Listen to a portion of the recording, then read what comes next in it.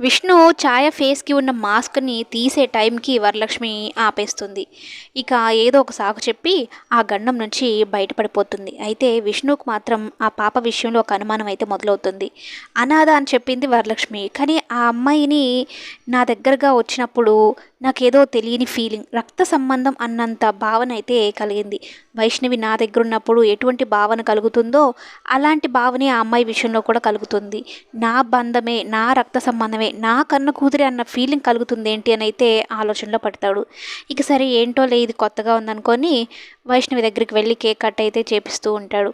ఇంక అదే అనుకోకుండా ఆ కేక్ కట్టింగ్ సమయానికి వరలక్ష్మి తన కూతురు ఛాయని తీసుకొని బర్త్‌డే జరుగుతున్న ప్లేస్‌కైతే వెళ్తారు.